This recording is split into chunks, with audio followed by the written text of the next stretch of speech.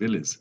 Então, vamos lá, pessoal. Nós já estamos aí algumas aulas analisando o contrato de locação, né?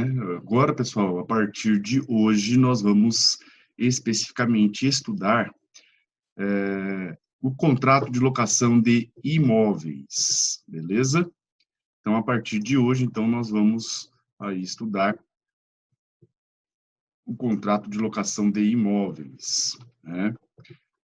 O objeto do nosso estudo, então, pessoal, a partir de hoje, vai ser a lei de locação de imóveis, a famosa lei do inquilinato, né, ou lei de locação de imóvel urbano, tá?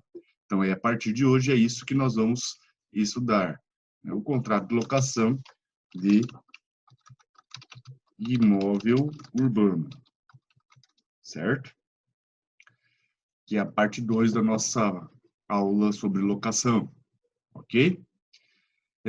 Pessoal, essa lei que nós vamos estudar hoje, ela trata especificamente da locação de imóveis urbanos e procedimentos relacionados à locação de imóvel urbano.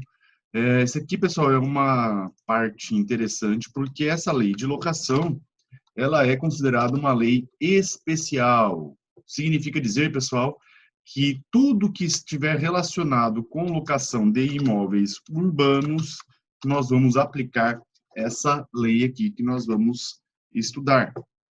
Então, basicamente, pessoal, ela vai ter aplicabilidade em 3 tipos de contratos, né? Quais são esses 3 tipos de contrato? Esses 3 aqui, tá? Contrato para fins residenciais, contrato para fins comerciais e contratos para fins de temporada, tá? Então, para você morar ou para você abrir uma empresa, um comércio, ou para você viajar para a praia, né, e lá dar aquela mergulhada no mar e tal, né? Então, pessoal, a lei de locação de imóvel urbano vai se aplicar nessas 3 situações, basicamente, tá? Nesses 3 tipos de contratos de imóveis urbanos, tá? Veja, pessoal, que como lei especial, então, sempre que eu tiver um contrato de locação com essas 3 finalidades de imóveis urbanos, pessoal, nós vamos aplicar a lei de locação 8.245 de 91, tá, pessoal? Nós vamos aplicar essa lei aí para qualquer tipo de contrato que nós tivermos aí envolvendo imóveis urbanos, tá? Ah, professor, e o Código Civil? O Código Civil, pessoal, é lei geral, né? Então, o Código Civil ele vai ter aplicabilidade para o contrato de locação de coisas móveis, e aqui nos imóveis, pessoal, ele vai ter aplicação subsidiária, tá? Ele vai ter aplicação subsidiária. Ok, pessoal? Beleza? Alguma dúvida?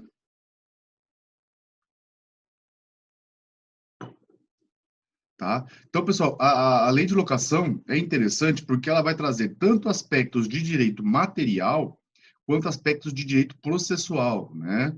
A gente vai ver aqui alguns detalhes, alguns pontos importantes em relação a isso daí.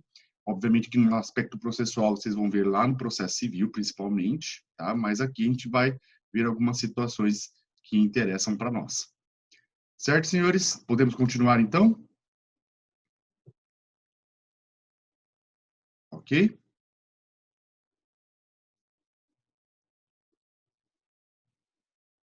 Então vamos lá, pessoal. Diante disso, nós vamos começar a estudar a Lei 8.245, começando pelo seu primeiro artigo, tá? Esse primeiro artigo aqui, então, vai tratar do objeto da nossa lei de locação. Então, vamos lá. Qual é o objeto da nossa lei de locação? Pronto, vamos lá. Estão vendo aí, então, o artigo, pessoal? A Lei de Locação, 8.245, dispõe sobre as locações de imóveis urbanos e procedimentos a ela pertinentes. Então, vamos lá, pessoal. Artigo 1º. A locação de imóvel urbano regula-se pelo disposto nesta lei, tá? Então, pessoal, qual é o objeto da lei de locação? Então, já está aqui no seu artigo 1º. Vamos lá. Objeto da lei de locação. Artigo 1º.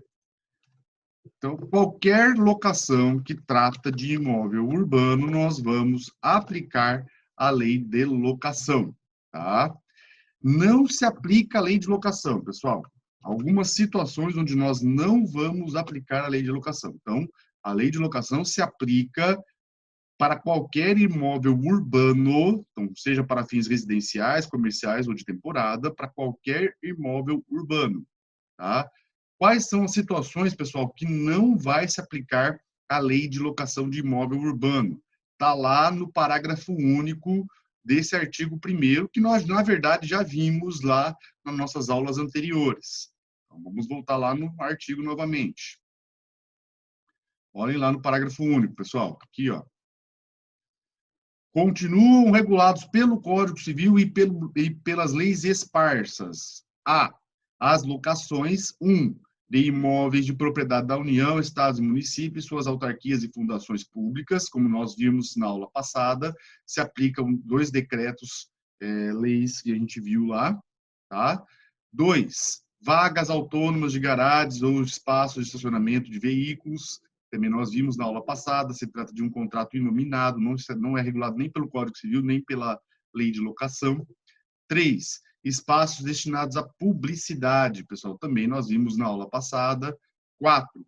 Em aparte hotéis, hotéis residências ou equiparados, que assim considerados aqueles que estejam prestando serviços regulares aos seus usuários, tal, também a gente viu na aula passada. E por fim, letra B, o arrendamento mercantil, pessoal, que é o leasing, que também nós vimos lá na aula passada, tá, pessoal? Então, essas modalidades aqui não se aplica à lei de locação, tá, pessoal? Não vai se aplicar à lei de locação de imóvel urbano, beleza? Ok? Inciso 1, nós temos aí uma lei especial tratando sobre, tá? E o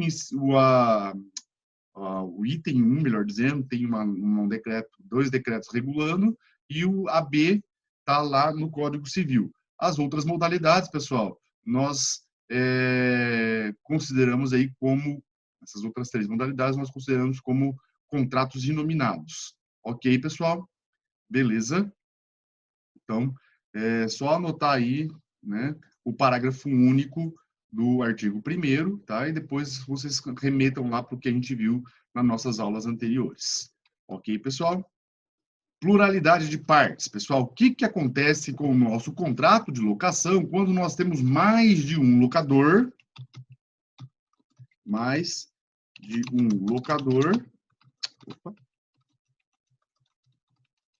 Ou mais de um... Oh, meu Deus.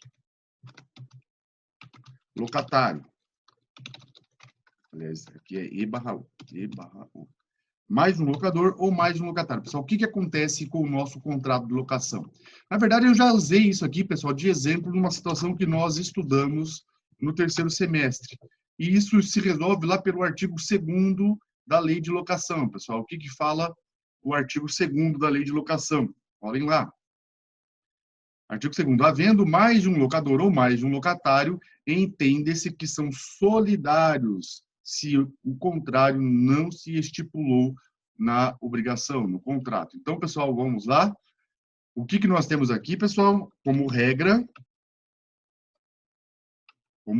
nós vamos ter aí uma obrigação solidária entre os sujeitos, pessoal. Então, os locadores vão ser solidários entre si e os locatários serão solidários entre si. Qual que é a importância disso, pessoal? Muita importância. Por exemplo, se eu tiver 2 locatários, o locador pode cobrar o aluguel de qualquer um deles, a totalidade do aluguel de qualquer um deles, tá? Ou se eu tiver 2 locadores, o locatário pode pagar o aluguel total para qualquer um deles, tá, pessoal? Então, é uma regra extremamente importante que nós já usamos de exemplo lá no 3º semestre, né? Só que nós temos exceção, pessoal. Qual é a exceção? É a partezinha final do contrato aí, do artigo, salvo disposição em contrário, né? Então, o contrato pode dispor o contrário. O contrato pode falar que não é obrigação solidária, tá? E aí, pessoal, não sendo obrigação solidária, a minha obrigação passa a ser o quê? Divisível, tá? Porque como o aluguel é dinheiro, né, moeda corrente, então a nossa obrigação passa a ser divisível, porque dinheiro é divisível, certo? Outro ponto importante que nós temos aqui na lei de locação. a questão da locação e seus efeitos dentro do casamento e da união estável. Pessoal, o que acontece com a locação dentro do casamento e da união estável? Nós temos, na verdade, duas situações importantes. Uma está lá no artigo 3º. Né? Essa situação do artigo 3º aqui, pessoal, só vai se aplicar no casamento, tá? Apenas no casamento. Por quê? Porque é uma situação que só acontece no casamento, não tem como acontecer na união estável. Qual que é essa situação, pessoal? Vamos lá para o artigo 3º. Artigo 3º aqui, o contrato de locação pode ser ajustado por qualquer prazo, dependendo de vênia conjugal, essa parte que nos interessa aqui, ó, dependendo de vênia conjugal, se igual ou superior a 10 anos, tá? Então, pessoal, na verdade, o contrato de locação, eu posso ter ele por qualquer prazo, né? Não se recomenda que seja um contrato muito longo, principalmente quando a finalidade é residencial, tá? Finalidade comercial, sim, nós temos aí contratos que podem ultrapassar 10 anos tranquilo, né? Agora, pessoal, o que a lei fala, pessoal? Que quando esse tempo da locação for igual ou superior a 10 anos, pessoal, nós precisamos da vênia conjugal, ou seja, da autorização do outro cônjuge, tá? Nós vamos precisar da autorização do outro cônjuge. Ou do outorga, como a gente fala também, outro nome disso aqui é outorga uxória. Tá? Então, pessoal, quando o tempo de locação, por algum motivo, for superior a 10 anos, tá? Eu vou precisar desse negócio aqui chamado de vênia conjugal. O que é essa vênia conjugal? Nada mais é do que uma autorização do outro cônjuge, tá? Ok? Para tempos inferiores a 10 anos, não precisa, mas para tempo superior, precisa, tá? Beleza, pessoal? Isso aqui, né, não tem muita complexidade. Mas vamos para um outro ponto que também é muito interessante, pessoal. E aqui sim vai se aplicar tanto para o casamento quanto para a união, não, do locador, isso mesmo, tá certo, Elisandro? Outorga custódia do locador, tá? Que é o artigo 12, pessoal. O artigo 12 vai se aplicar tanto para o casamento quanto para a união estável, tá? Vai se aplicar tanto para o casamento quanto para a união estável, né? O que o artigo 12 fala, pessoal? Vamos lá. Artigo 12. Aqui. Em casos de separação de fato, separação judicial, divórcio ou dissolução de união estável, a alocação residencial prosseguirá automaticamente com o cônjuge ou companheiro que permanecer no imóvel. Certo, pessoal? Então, vamos anotar isso aqui. Primeiro detalhe desse artigo 12 aqui, pessoal. O contrato de locação permanece, continua, né, com o cônjuge ou companheiro que permanecer no imóvel. Esse é o primeiro detalhe do artigo 12. Então, pessoal, o marido vai lá e aluga uma casa para o casal morar. Uma casa, um apartamento para eles morarem, certo? E aí o que acontece, pessoal? Eles se divorciam, eles se separam ou a união estável se dissolve, pessoal. Se o marido continuar na casa, beleza, o contrato continua com ele, sem problema nenhum, fica tudo na mesma, certo? Beleza, pessoal? Sem problema nenhum. O problema, pessoal, é quando o marido sai da casa e deixa essa casa com a mulher. Esse é o problema, pessoal. Por quê? Porque o contrato foi feito pelo marido e não pela mulher. Tá? Então, é exatamente isso, essa situação que o artigo 12 está regulando. Né? Então, nessa situação, o contrato continua com o cônjuge que permanecer no imóvel. Se o marido permanece no imóvel, o contrato não sofre alteração nenhuma, porque foi ele que celebrou o contrato. Tá? Agora, se a mulher continua no imóvel, pessoal, aí nós temos um problema. Tá? Qual que é o problema, pessoal? Primeiro problema. Aliás, primeiro problema não, o maior problema, na verdade, como é que fica o locador nessa situação e, principalmente, pessoal, como é que fica o fiador, tá? Como é que fica o locador e, principalmente, e o fiador, tá? Qual é a consequência disso perante o locador e perante o fiador, pessoal? Bom, Isso tudo, pessoal, vai se responder pelo parágrafo 1º e 2º desse artigo 12, tá? Vamos lá, parágrafo 1º e 2º.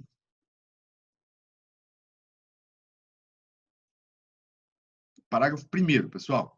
Nas hipóteses previstas nesse artigo e no artigo 11, a subrogação será comunicada por escrito ao locador e ao fiador, se esta for a modalidade de garantia locatícia, pessoal. Então, vamos lá. O que acontece aqui? Uma vez dissolvido o casamento ou a união estável, pessoal, se a pessoa que celebrou o contrato sair do imóvel, quem ficar no imóvel, pessoal, tem que comunicar isso para o locador e para o fiador.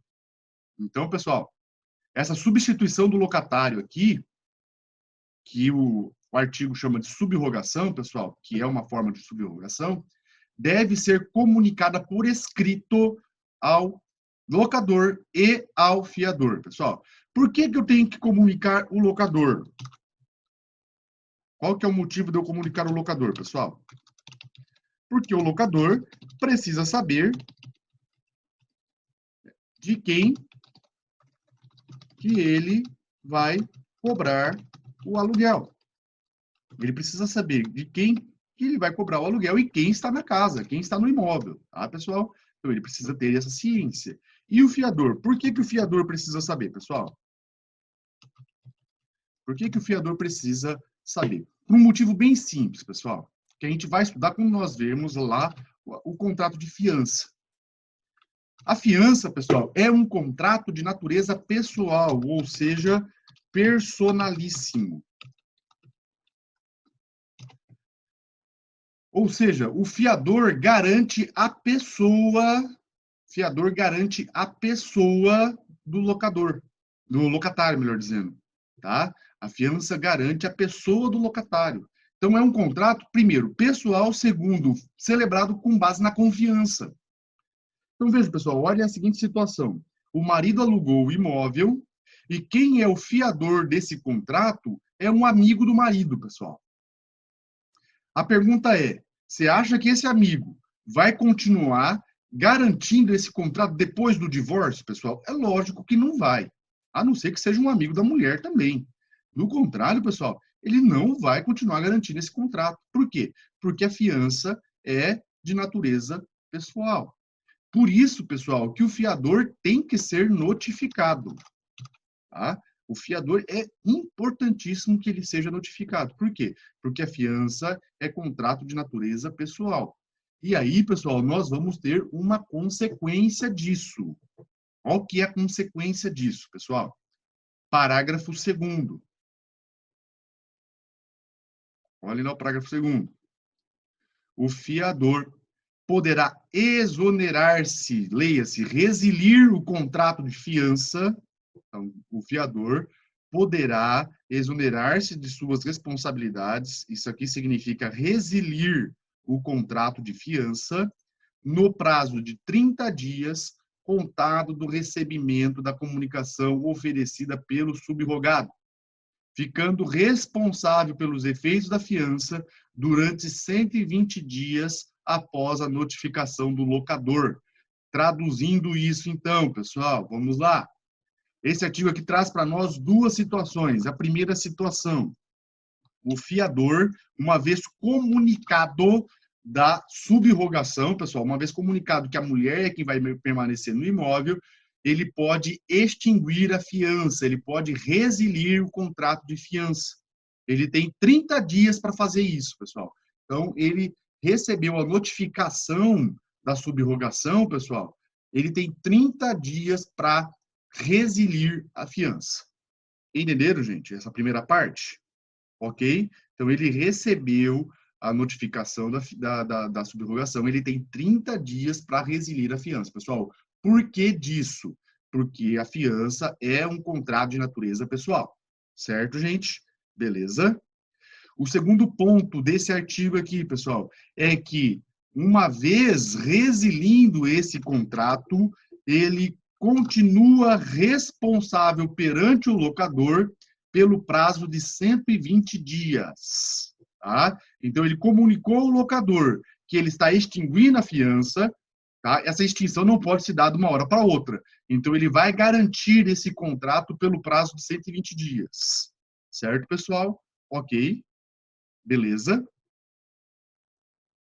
Dúvidas, pessoal?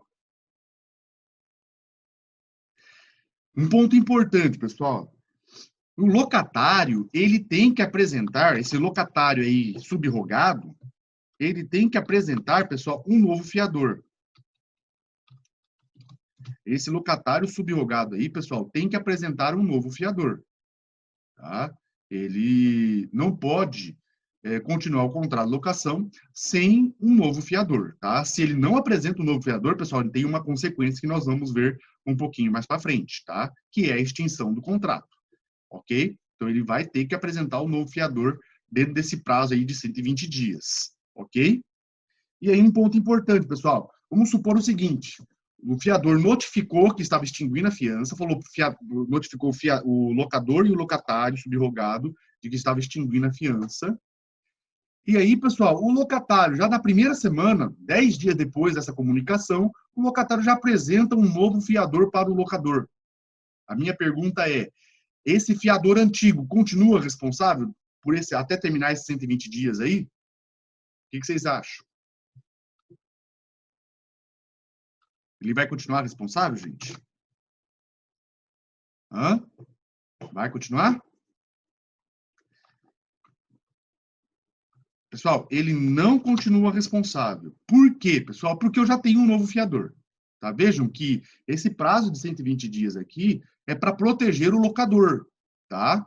Então, se o locatário já apresentou um novo fiador, não tem por que o fiador antigo continuar responsável.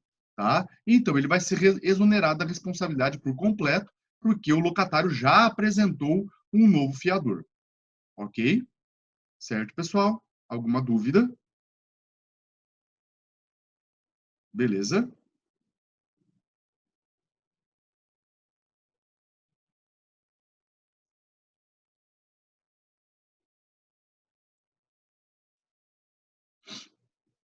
Então, beleza, pessoal. Vamos continuar aqui. Devolução antecipada do imóvel, pessoal. Quando a gente fala de devolução antecipada de imóvel, obviamente que nós estamos nos referindo ao contrato de locação com prazo determinado, tá? Com prazo indeterminado, a gente vai ver a situação depois. Um contrato com prazo determinado. O que acontece, pessoal? Pode o locador pedir a devolução do imóvel antes do prazo? Ou pode o locatário devolver o imóvel antes do prazo? Sim ou não, pessoal? O que vocês acham? Na verdade, a gente já viu isso lá no Código Civil. A ideia é a mesma e vai permanecer aqui na locação, pessoal, só que, né, na forma como nós vamos estudar aqui na Lei de Locação, pessoal. Isso se responde pelo artigo 4º da Lei de Locação. Olha o que o artigo 4º fala, pessoal. Artigo 4º. Já sofreu 2 alterações, inclusive. Olhem lá. Durante o prazo estipulado para o contrato, para a duração do contrato, não poderá o locador reaver o imóvel alugado. Primeira parte desse artigo, então. O locador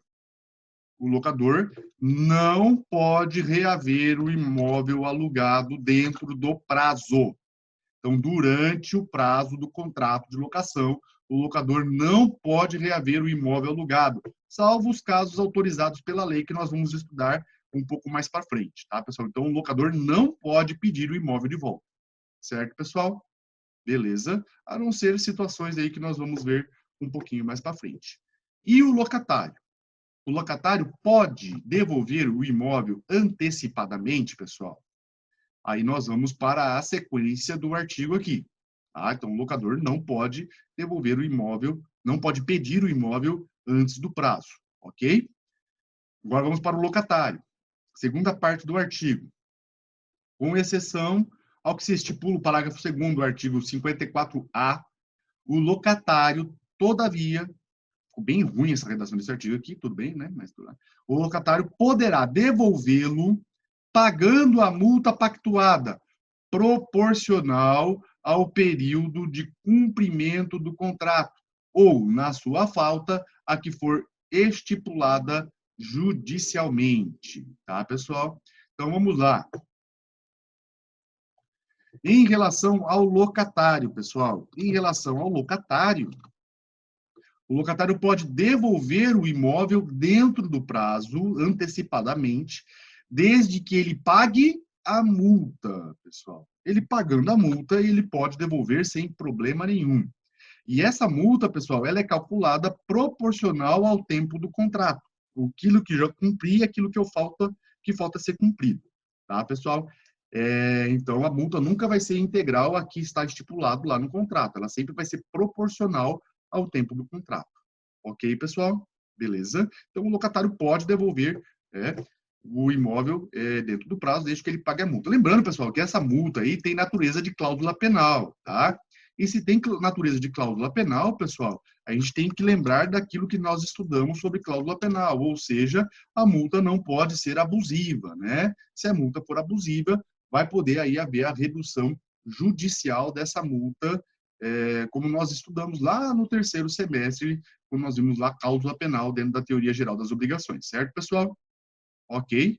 Alguma dúvida? Beleza. Então, vamos lá, gente. Continuando. O problema dessa situação aqui é a seguinte, pessoal, em relação ao locatário, principalmente, né? O que acontece, pessoal, se o locatário é um empregado, um militar ou um servidor público e ele é removido ou transferido para outro local de trabalho, pessoal? O que acontece nessa situação aí, né? Então, vocês entenderam a situação, né? Eu sou empregado, eu sou militar, ou eu sou servidor público e sou removido, sou transferido para outro local de trabalho. O que acontece com o meu contrato de locação? Eu vou sofrer um prejuízo, vou ser obrigado a pagar essa multa, pessoal? É aí que entra a ideia do parágrafo único desse artigo que nós estamos vendo aí, do artigo 4º, tá? O parágrafo único do artigo 4º. O que o parágrafo único fala, pessoal? Vamos lá. Parágrafo único. O locatário ficará dispensado da multa se a devolução do imóvel decorrer de transferência pelo seu empregador privado ou público para prestar serviços em localidades diversas daquela do início do contrato, e se notificado por escrito o locador com prazo de, no mínimo, 30 dias de antecedência. Então, vejam, pessoal, que nessa situação de remoção ou de transferência do local de trabalho, vai ser dispensado o pagamento da multa, tá? Vai ser dispensado o pagamento da multa, certo, pessoal? Mas, para isso, nós temos que observar alguns requisitos, tá? Basicamente, 3 requisitos, tá, gente? 3 requisitos para a gente observar isso aqui. Primeiro requisito, pessoal, remoção ou transferência de ofício. Remoção ou transferência de ofício. Primeiro requisito.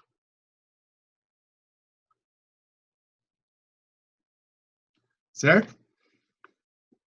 Traduzindo isso, pessoal, essa transferência ou essa remoção do empregado, do militar ou do servidor público não pode ser a pedido. O empregador, o comando militar ou a administração pública deve fazer essa remoção ou transferência de ofício no interesse do empregador ou da administração pública ou do serviço militar, tá, pessoal? Não pode ser a pedido. Se for a pedido, não cabe a dispensa no pagamento da multa, tá? Esse é o primeiro requisito. Segundo requisito, pessoal, impossibilidade de continuar a locação, que a gente fala de inviabilidade do contrato.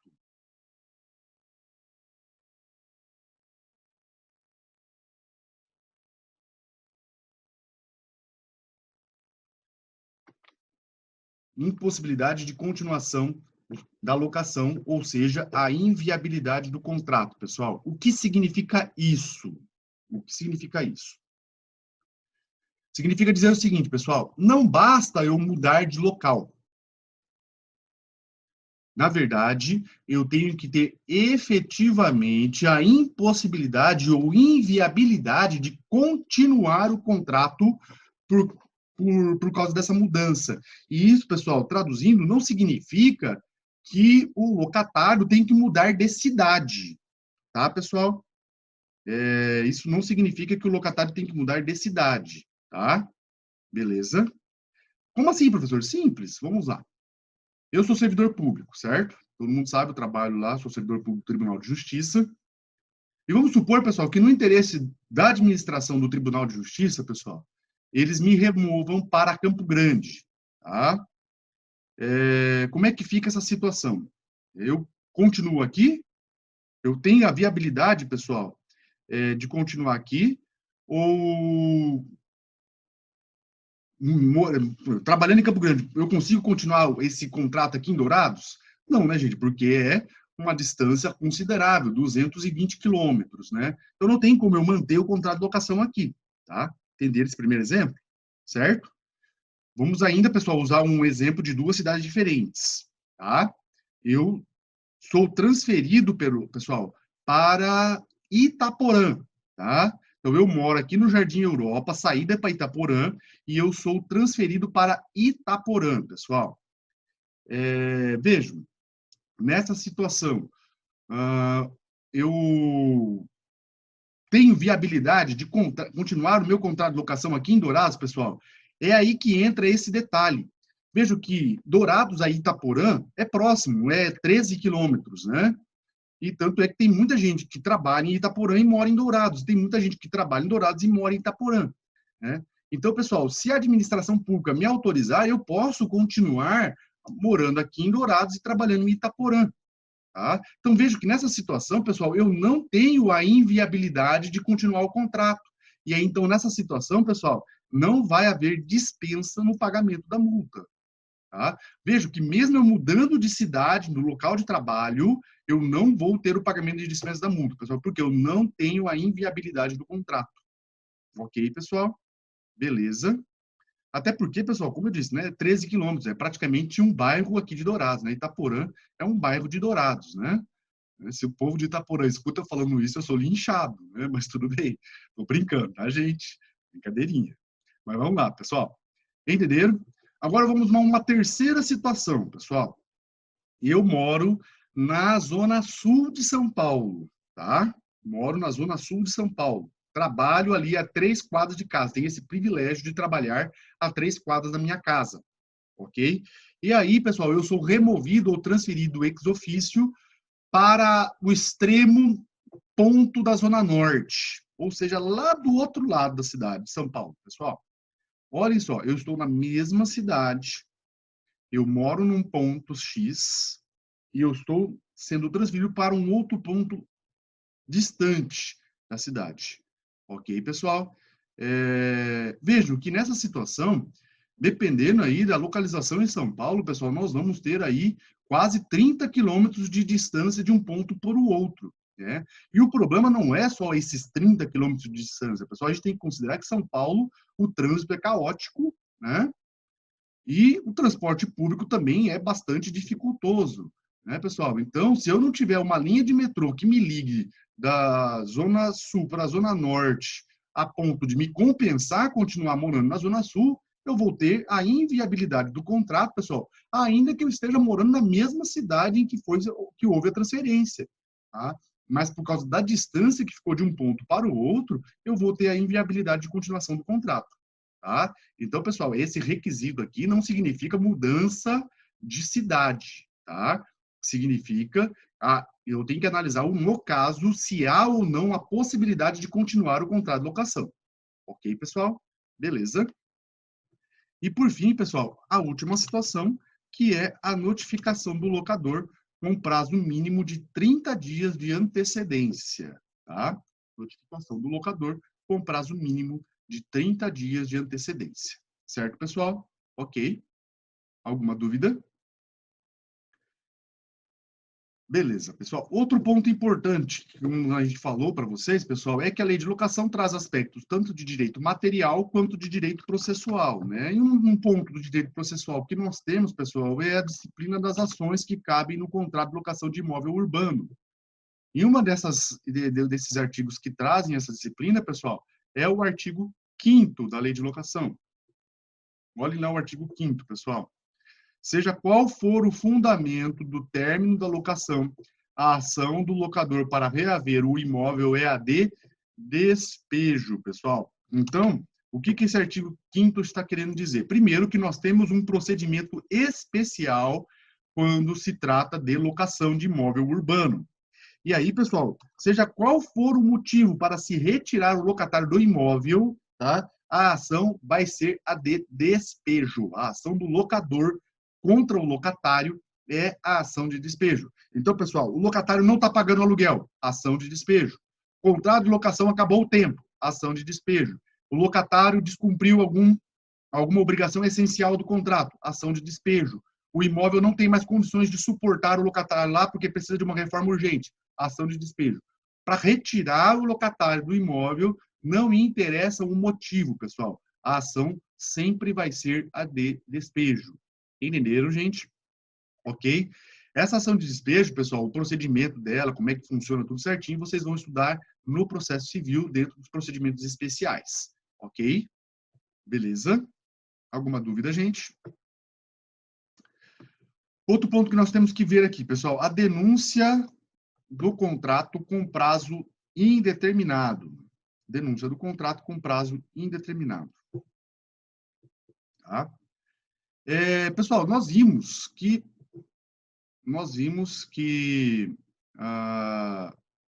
na locação com prazo determinado, pessoal, a gente viu lá no Código Civil e na lei de locação não é diferente, né?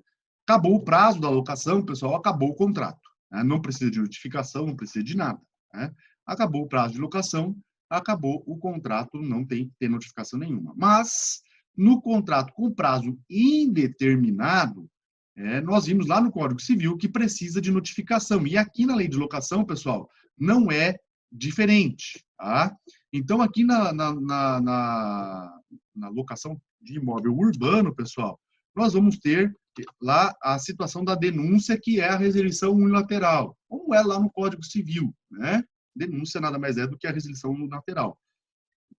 A ideia, pessoal, é a mesma do Código Civil. A única diferença, pessoal, é que lá no Código Civil, para coisas móveis, nós não temos um prazo definido pela lei, né? Tanto que eu falei para vocês, é um prazo razoável, né? Aqui na lei de locação, pessoal, nós temos um prazo definido na lei. Qual é o prazo? Vamos lá. Artigo 6º. O que ele fala? Aqui, ó. O locatário poderá denunciar a locação por prazo indeterminado mediante aviso por escrito ao locador, com antecedência mínima de 30 dias. Vejam, pessoal, que a ideia é a mesma do Código Civil. A única diferença aqui, pessoal, é que nós temos um prazo definido. Qual é o prazo? 30 dias no mínimo. Tá, pessoal? Então, aqui, no contrato com prazo indeterminado, para se extinguir ele, o locatário ou o locador, apesar do artigo 6 estar se referindo apenas ao locatário, mas o locador também pode, tá? O locatário ou o locador podem denunciar o contrato com prazo de 30 dias no mínimo. Certo, pessoal? Ok, beleza. 30 dias no mínimo, certo? Beleza. E se não notificar, pessoal?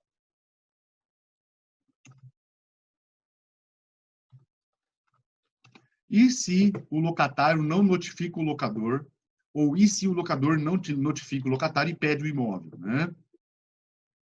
Em relação ao locatário, pessoal, o locatário não notifica o locador. O locatário não notifica o locador. Então, o locador, tá?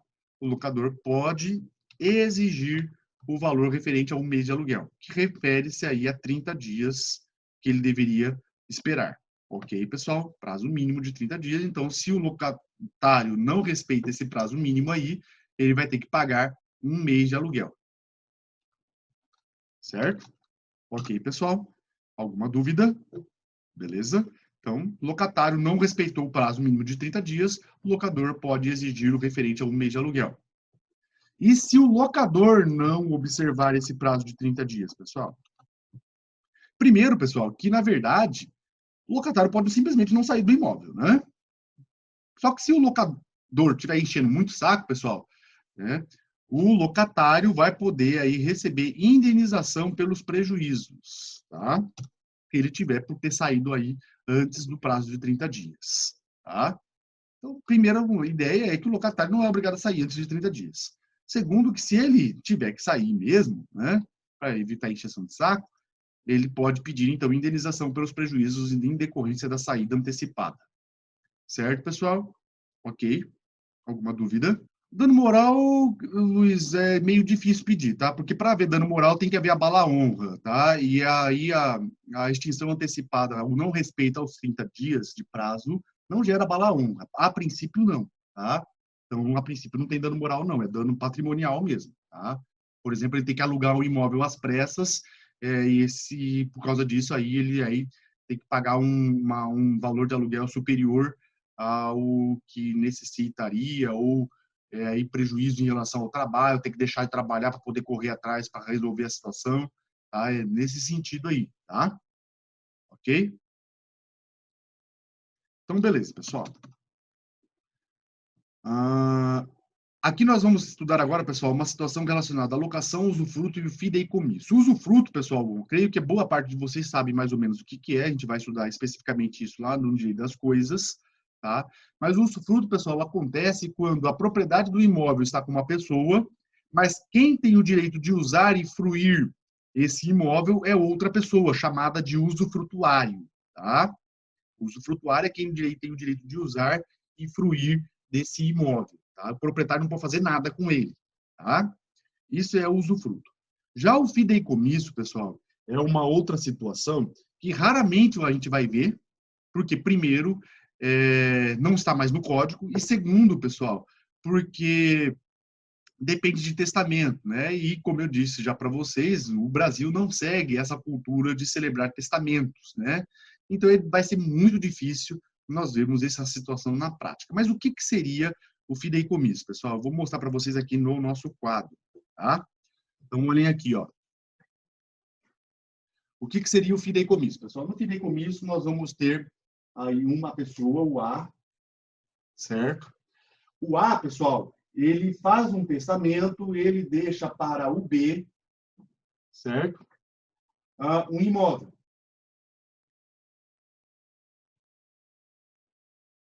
Ok? Então, o A deixa para o B um imóvel por o testamento. Ok? E ele coloca uma cláusula no testamento, pessoal, falando o seguinte, ó, quando o B morrer, vou desenhar uma cruz aqui, então. Quando o B morrer, essa casa vai para o C. Certo, pessoal? Entenderam? Ok? Então, olhem lá, ó, no fideicomisso, o A, ele deixa um testamento colocando essa casa aqui, dando essa casa aqui para o B. E coloca no testamento, pessoal, que quando o B morrer, essa casa vai para o C. Isso é o fideicomisso, pessoal. Então, aqui que nós vamos ter? Nós vamos ter aqui que o B, ele é chamado de fiduciário, e o C é chamado de fideicomissário.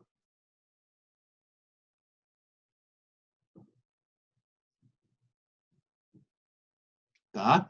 O B é chamado de fiduciário, o C é chamado de fideicomissário. Ok, pessoal? Beleza? Certo? Então, olha lá. O A deixa na casa para o B, no testamento, e aí ele fala que quando o B morrer, tá? O B morrer, ele vai ser essa casa vai ser transferida para o C. Certo, pessoal? Então, vejam que, na verdade, pessoal, durante esse prazo, enquanto o B estiver vivo, quem vai estar com o direito de usar e fruir da casa é o C, é o B, tá? É o B que vai ter o direito de usar e fruir da casa enquanto ele estiver vivo. Depois que ele morrer, pessoal, quem vai passar a ter esse direito é o C, porque aí ele vai ser o proprietário da casa. Ok? Beleza, pessoal? Então, vamos lá. Vamos voltar aqui para a nossa situação. O que que acontece com isso, pessoal, em relação à locação? Então, vamos supor, pessoal, o seguinte. A primeira coisa que vocês têm que entender, pessoal, que quem aluga o imóvel na situação do usufruto e do fideicomisso, pessoal, é o usufrutuário e o fiduciário, tá? Então, quem tem poder para alugar o imóvel é, no caso do usufruto, o usufrutuário, e no caso do fideicomisso, o fiduciário, que no nosso caso aqui é o B, certo, pessoal? Quem tem esse poder para alugar é os dois. Por quê? Porque eles é que têm o direito de usar e fruir da coisa, certo? E aí vem a pergunta, pessoal, o que que acontece com a locação se o usufruto se extinguir ou o fiduciário morrer? O que que vai acontecer com a locação, pessoal? É aí que entra o artigo 7º da Lei de Locação, tá?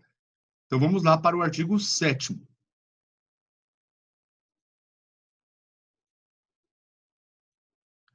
Nos casos de extinção do usufruto ou fideicomisso, a alocação celebrada pelo usufrutuário ou fiduciário poderá ser denunciada com prazo de 30 dias para a desocupação, salvo se tiver havido aquiescência escrita no proprietário ou do fideicomissário, ou se a propriedade estiver consolidada nas mãos do usufrutuário ou fiduciário.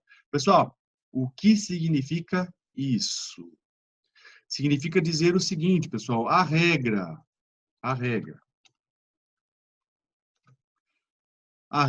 é a seguinte: o nu proprietário ou o fiduciário, que é o C no nosso caso do quadro ali, não precisa respeitar o contrato de locação. No proprietário e fiduciário não precisam respeitar o contrato de locação. Ou seja, pessoal, eles podem resilir, eles podem denunciar o contrato de locação com prazo de 30 dias para a desocupação. Então, pessoal, o usufruto se extinguiu, o nu proprietário pode denunciar o contrato de locação.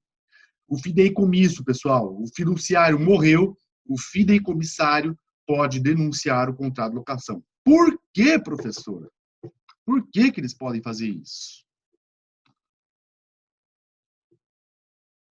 O proprietário, Lisandro, no proprietário é proprietário. É o dono da coisa. Por que que eles podem fazer isso, pessoal? Simples. Quem que alugou o imóvel? Tá? Quem que alugou o imóvel? Quem alugou o imóvel, pessoal, foi o usufrutuário, não foi o proprietário. Quem alugou o imóvel foi o fiduciário, não foi o fideicomissário. Eles são terceiros na relação contratual. Quem aluga o imóvel é o usufrutuário e o fiduciário. O nu proprietário e o fideicomissário, pessoal, não alugaram o imóvel, eles não participaram do contrato. Se eles não participaram do contrato, pessoal, eles são terceiros.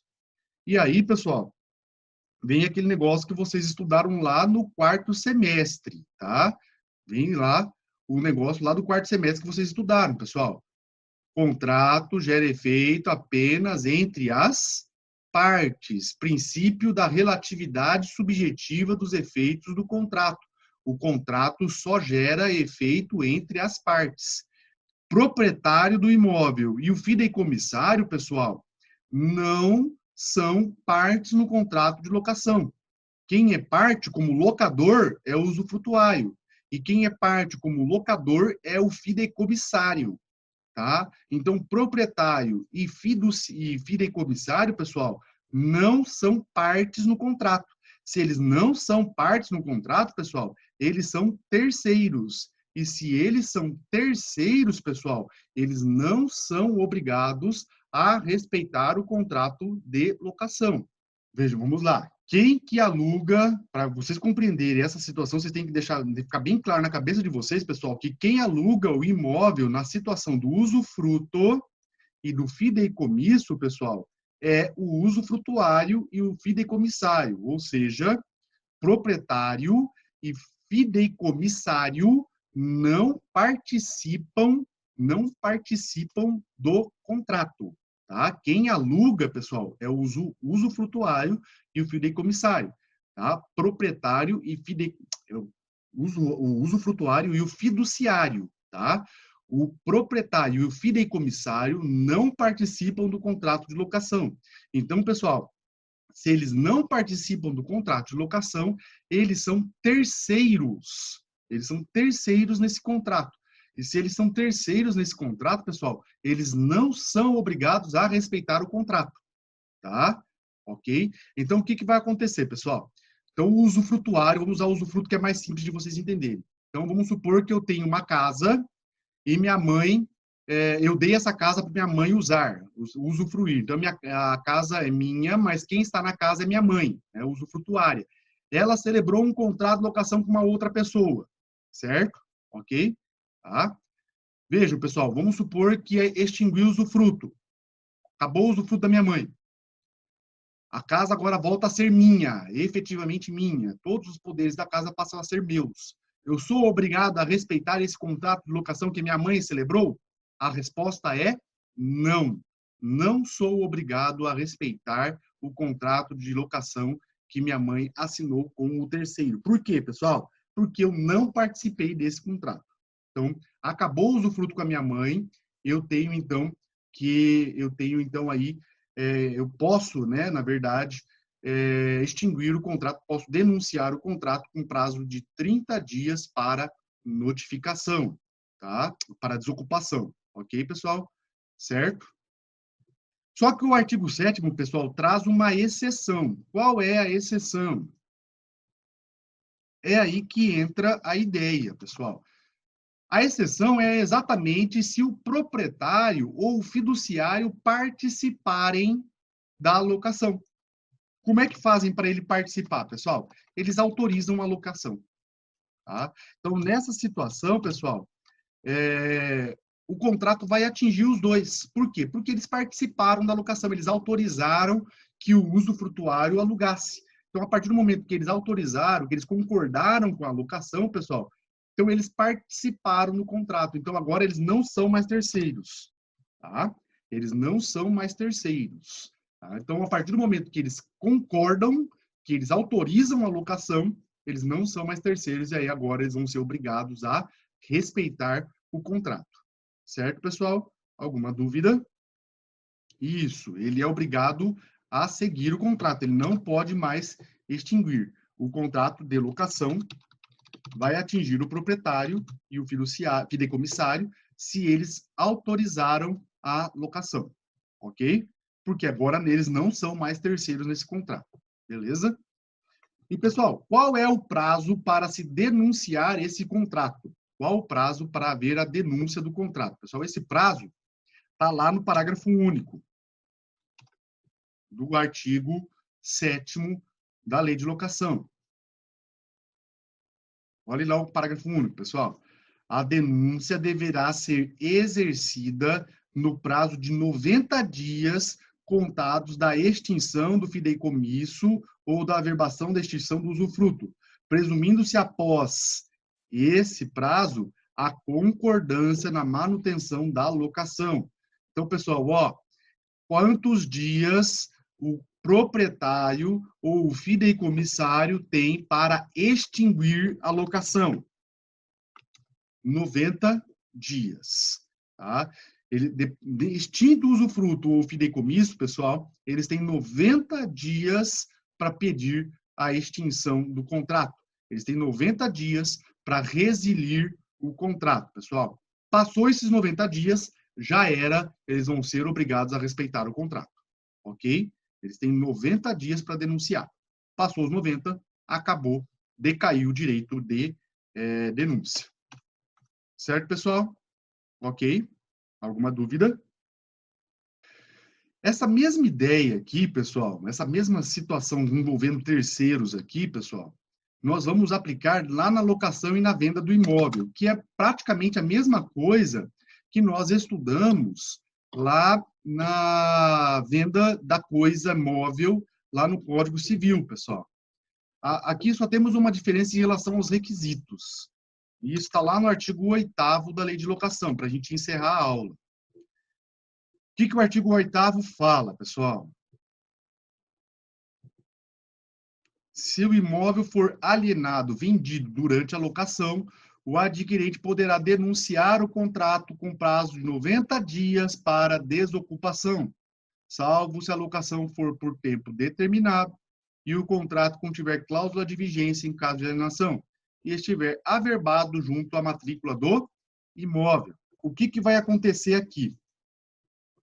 A regra, pessoal, a ideia é a mesma lá do Código Civil que nós já estudamos, tá? Terceiro adquirente não está obrigado a respeitar o contrato de locação, igual nós vimos lá no Código Civil, tá? Terceiro adquirente não é obrigado a respeitar o contrato de locação. Por quê, pessoal? Como a gente viu também lá e como a gente viu ali em cima. Ele é terceiro. Se ele é terceiro na relação contratual, pessoal, o contrato não gera efeito para ele, tá? Se ele é terceiro na relação contratual, o contrato não vai gerar efeito para ele, né? Princípio da relatividade subjetiva dos efeitos do contrato, certo, pessoal? Ok? Ideia é a mesma do que a gente viu lá no Código Civil na aula passada, certo? Qual é a exceção, pessoal?